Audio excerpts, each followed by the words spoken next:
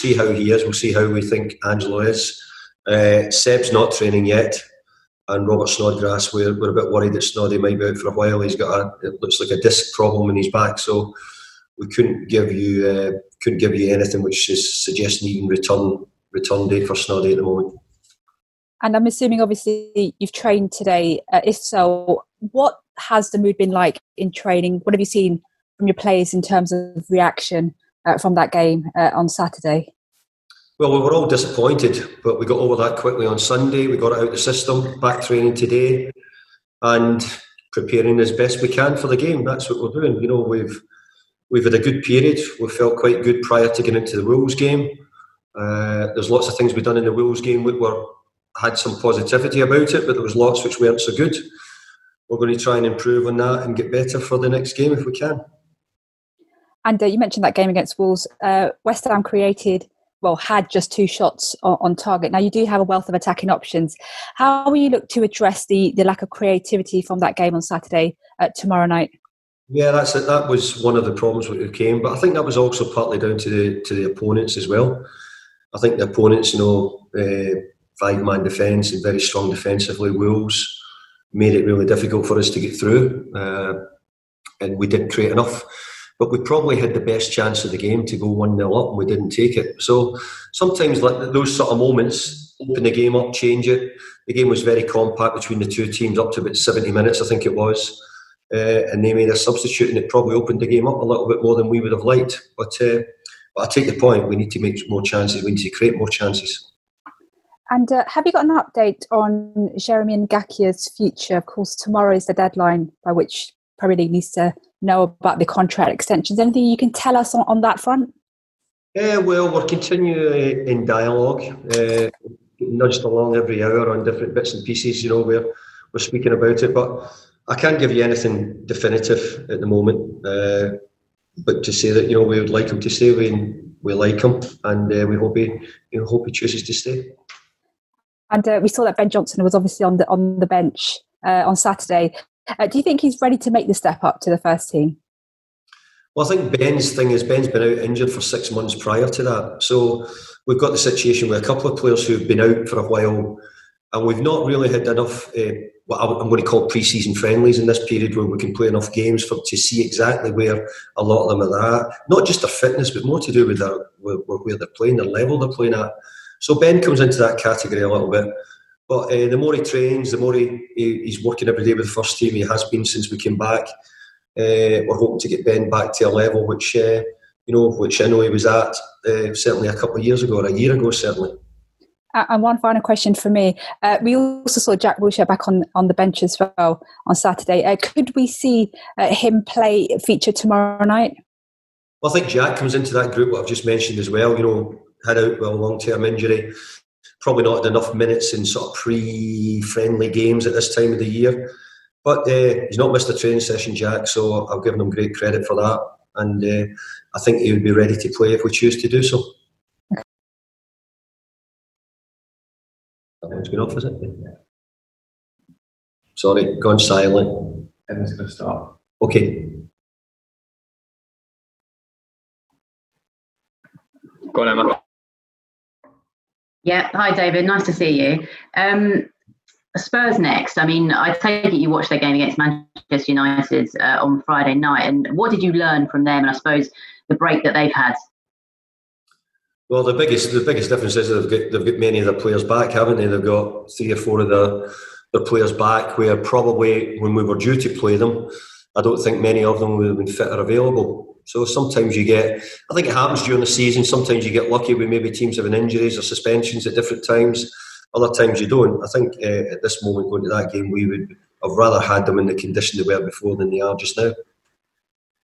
And just one more from me, David. What is it that gives you the most confidence from this group that you can stay up? I've always felt it was going to be tight. I've never for a minute thought that it wasn't going to go to the last, maybe even the last game possibly. So the Premier League is that's the way it is. I think the bottom of the league's tight. But we've been here before. Many of us have been here before. We've done it before. We've got winnable games. We have to maybe wait and see where those games come. We have to take every opportunity we can. We have to try and win the next game, which we'll try and do. and I'll get a lot of belief that we'll be fine. But we have to show that.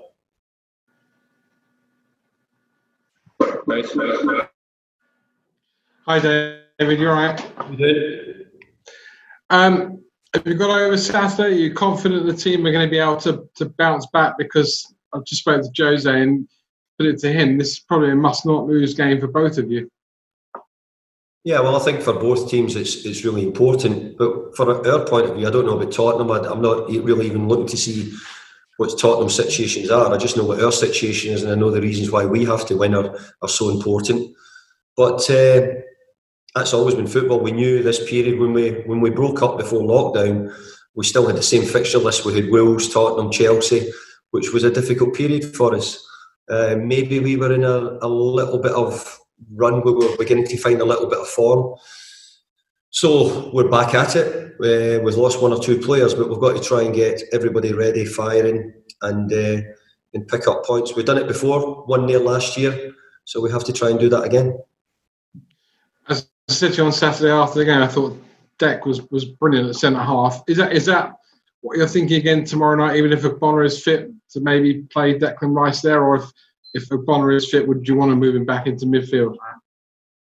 Well, I think Declan could arguably be our best centre-half and also our best midfield player, so we have to try and see what we've got, see what's fit and available tomorrow night, and use them the best we can.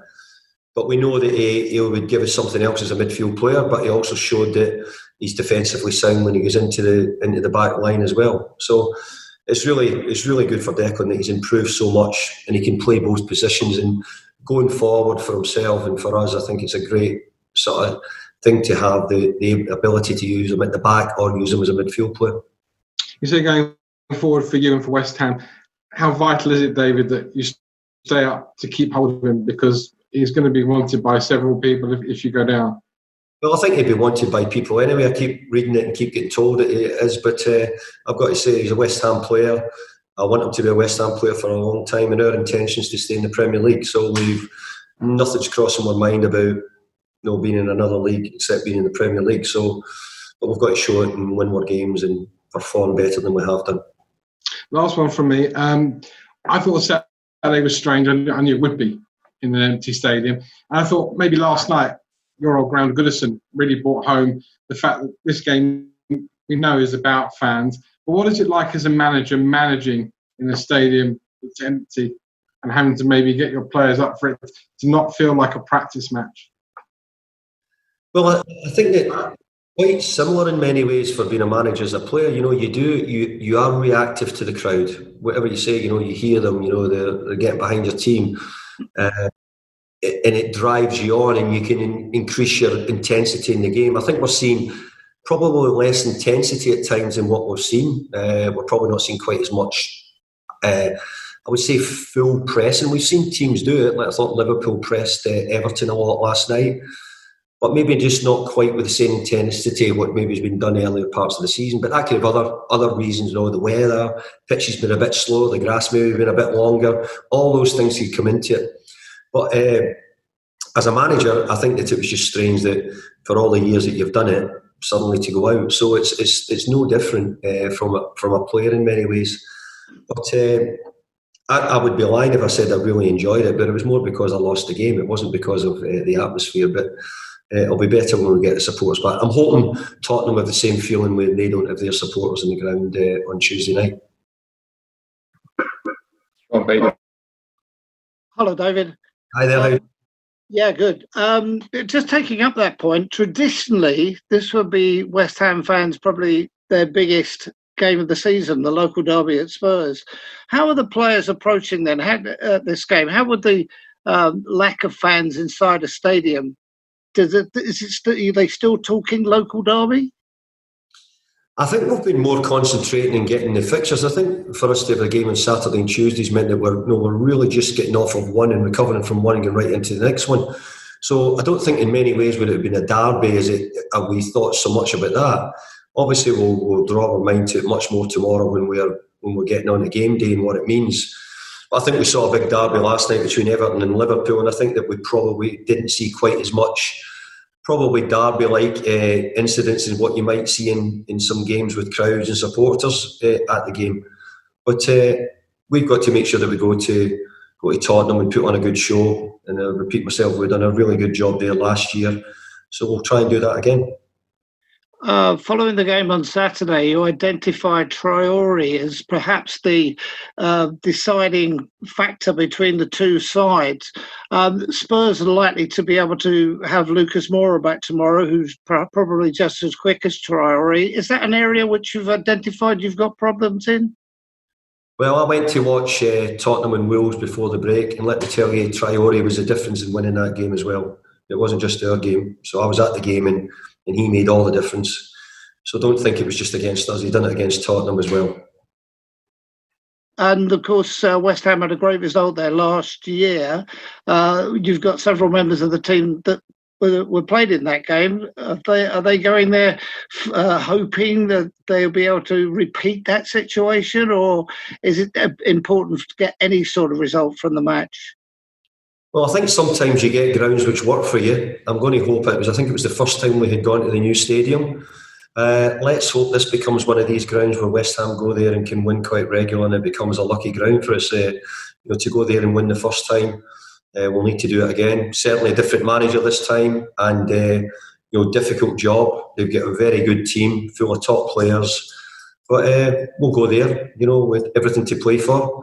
We've seen a lot of the away teams not winning away from home. Let's see if we can do that.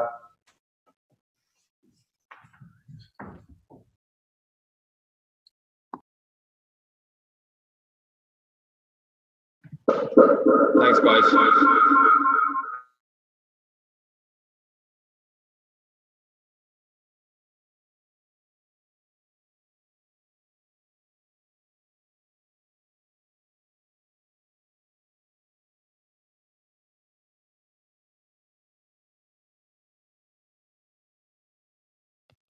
Mute me. Yes. I'm just saying, is this easier for all you journalists doing it this way than coming into the clubs, or is this worse? What's the answer? No, the answer. I think it's a lot worse. It's a big trek for me. Andy Dillon here. Sorry, David. It's a big journey for me to your training ground, but I still prefer it. I like being up front. I like to smell a manager's breath when I'm in a press conference. Alcohol, I think you'll probably sit down. I wasn't going to say it, but in your predicament, I wouldn't hold it against you.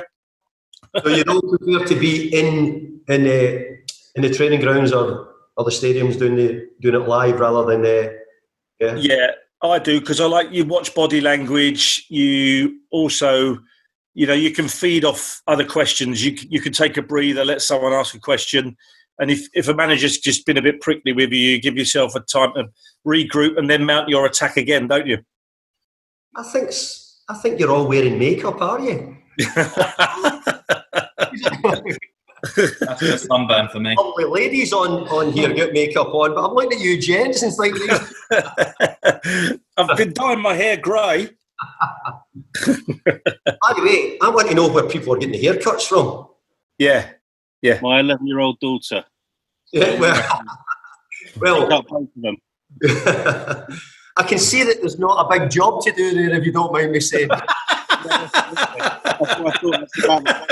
That's size for an 11-year-old. Yeah. Andy, do you want to start us? Right. Yes, I'll tell you what, shall I go? I've got a list from a few people as we're the kind of the nominated guys, so I'll just go through a couple of those first, if that's all right. This is from Molly at the Times. She is curious about the drinks breaks that have been introduced and whether or not that has any kind of effect, on the momentum of a game, whether that can, whether ultimately it could cost you or whether it could do you a favour.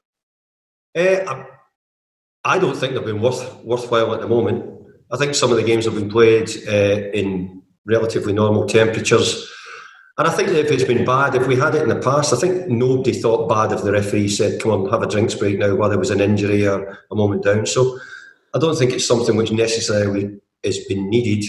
And I think that the referee should have had it at their discretion rather than it being something which was put in as a I was nearly going to say a protocol. I don't know if that's the right word for it, but certainly a rule. Because I guess on Saturday, it looked to me from the pattern of the game, Wolves were quite in control the first 10 or so minutes, but then West Ham was starting to get back into it. Mm-hmm. Then you get 22 and a half minutes and it's blow up and everybody goes off for a few minutes. Yeah. I don't know if I might be wrong here, Andy. I don't know if the rule says as well there's actually supposed to be no coaching in it. I'm not quite sure, but you might need to check that for me to see if it says that. But if the weather's very warm, and I think it's to be very warm this week as it goes, I could understand if players needed a drink, if you need to. But most of the time, the referees, I think, would have done it at their discretion, or maybe said before the game, look, if there's a moment somewhere where I think it's right, I'll stop the game for a drink. But I think actually as a viewing, we're all been watching the games, I don't think it's enhancing the viewing, us stopping every 22 minutes, whatever it is, for the players to have a drink. I don't think it's... Yeah. I think trying to get into the game, the time we've stopped, we're nearly having to get back into it again when it stops that way. Yeah, fair enough. This one's from Andy Swiss at PA, and he was just a bit curious about some of your kickoff times are a bit weird. You've had a 5:30, and you've got, is it 8 tomorrow, 8:15? I don't know whether that's doing you a favour this week with the weather or how it's putting you out of sorts at all. I don't think the evening kickoff at 8:15, is it 8:15? Yeah. I don't think that's putting us too far out. I think the 5:30 we've been pretty much used to as well.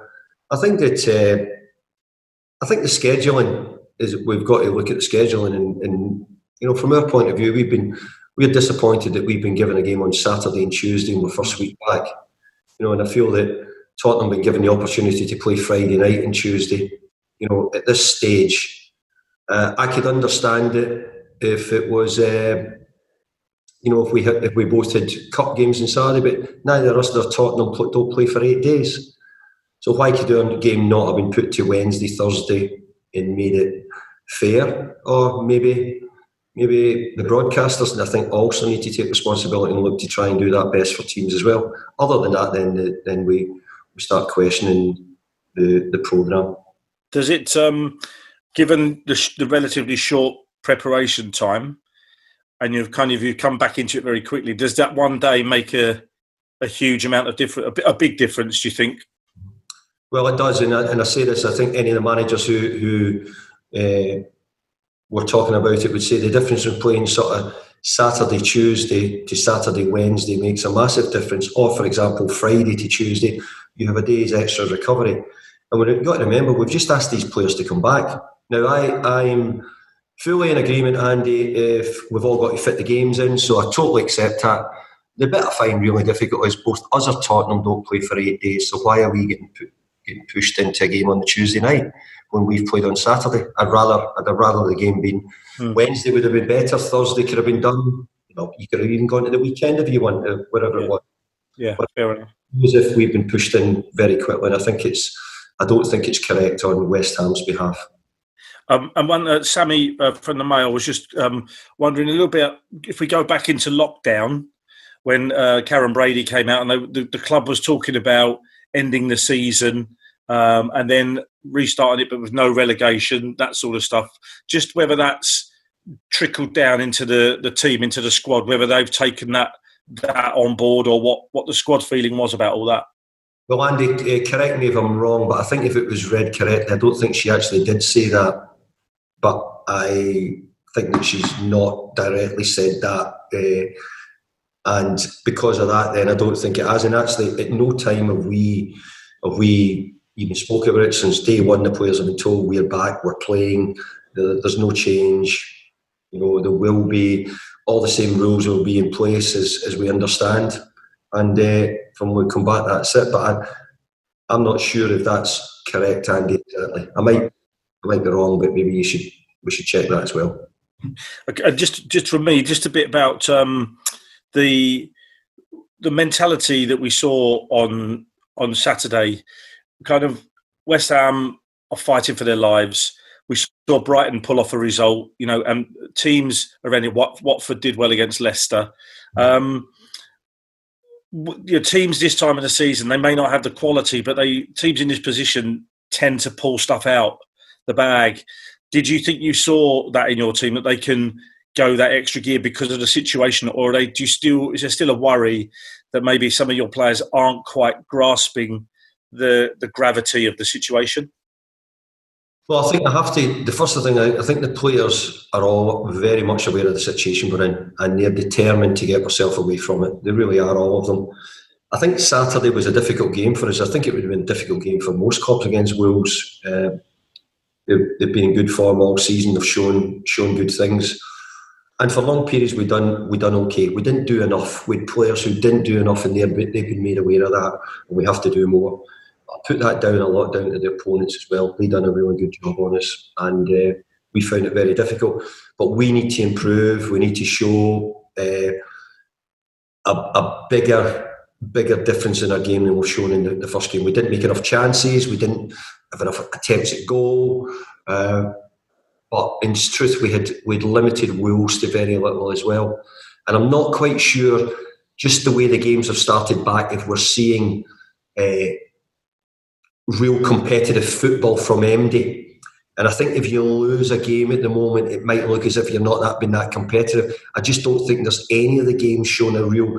I don't know if that's because we're missing the crowd, Andy, or the atmosphere, or the moaning and groaning if somebody's not doing so well. It's nearly, if you're not really competitive, it's not noticed so much. I think the ultimate thing that's getting noticed is the result. If you win the game, then it's, you talk about a successful team. If you lose the game, you're getting talked about as a team not having done well. We're talking about characters. I know you've got Mark Noble there right in the heart of the team. It's definitely not going to be lost on him. I'm just wondering how much losing Saturday affected him, and do you think you've got enough guys like that in your team that can, you've got to go over to Tottenham, and sometimes going over to an away ground like that with the noisy fans in the away end gives you that extra oomph. Yeah. Do you think you've got is that something you need to get into the team, that they got to get over there and realise that they're at this derby and that just exactly what this match means? Yeah, well, we need to be as tough and competitive and difficult as we possibly can be. We've seen it from Josie's teams throughout the years. We need to make sure we make it really hard and we understand the level of the game and what's at stake.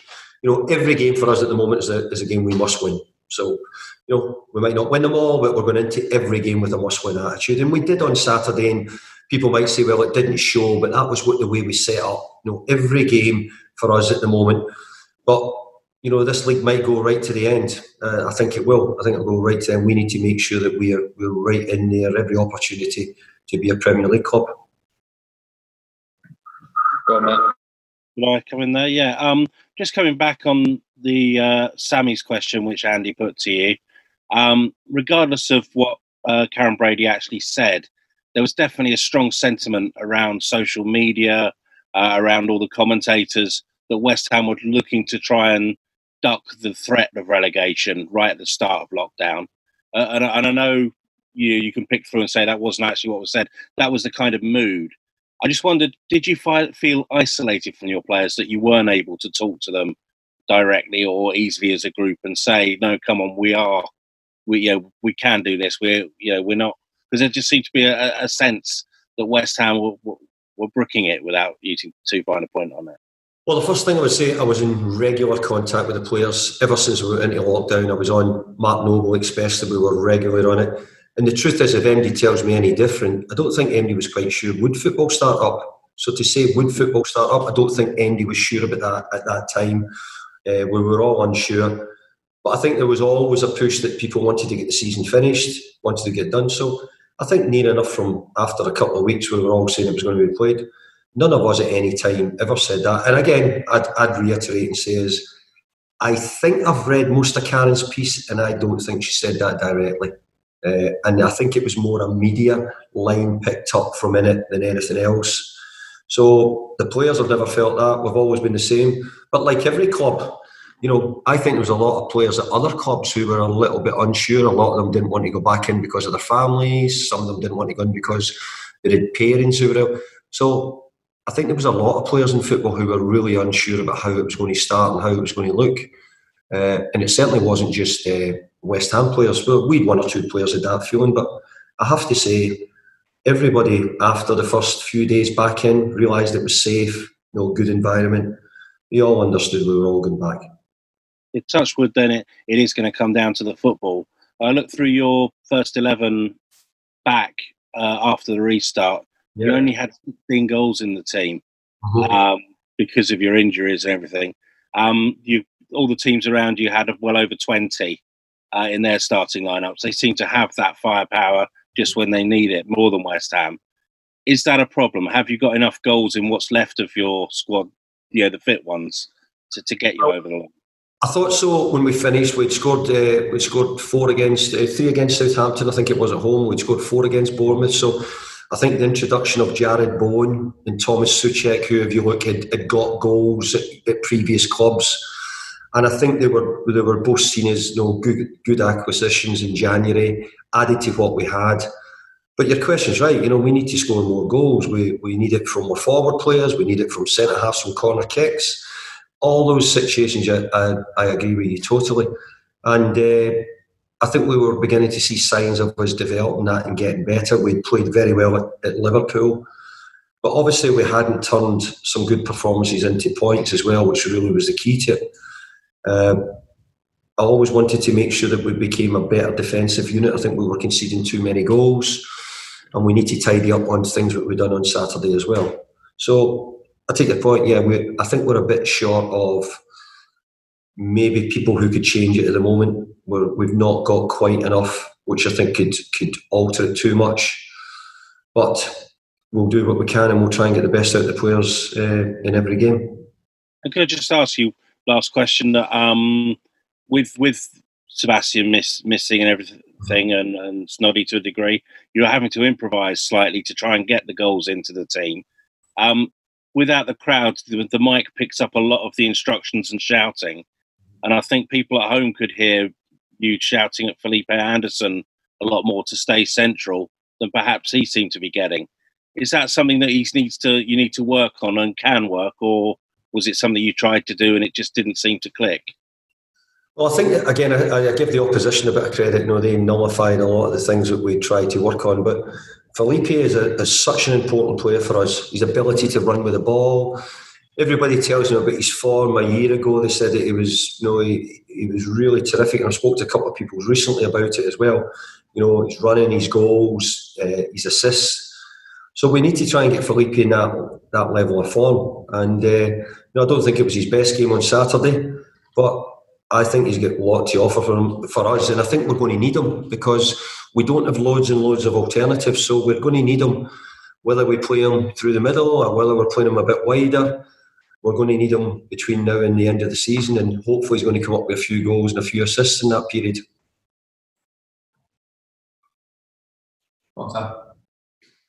Afternoon, David. How you doing? Not bad yourself. You all right? Good, thank you. I won't keep you too long because I know we've been rattling on for a little bit. Just piggybacking off Matt's question about Felipe Anderson, actually, there. Is this more of a time where you think flair players are maybe not as necessary and you really need to try and get those players that are going to dig in and fight for the cause? Because there is a perception around Anderson, perhaps Manuel Lanzini as well, that they are flair luxury players. You know something? This is only my probably opinion, individual opinion. It might not be everybody's. I think at the moment, the football, the way it's getting played, the players who are the real committed players are maybe finding it harder because there isn't as much challenges, there isn't as many tackles. They're not living off. I actually think it's the flair players in some areas which are going to make the difference. You need them to individually do so. In truth, until they brought Traore on Saturday, we had just about dealt with, and they've got lots of really good flair players as well. But sometimes it's an individual player to make the difference, and this is where we would like Felipe Anderson to be that for us, or a Mickey Antonio, or Manuel Lanzini are really important because they are the players who we need to make the difference. We've got lots of other players who do good things, do good defending, they work hard, they keep the ball for us at different times. But when it comes in the final third, you're needing people to make the difference with a run or a goal. And I think the other night you even saw it with watched Tottenham and saw Bergwijn, what he done to make the goal for Tottenham. You need people who individually can do things to make the difference. Fair enough.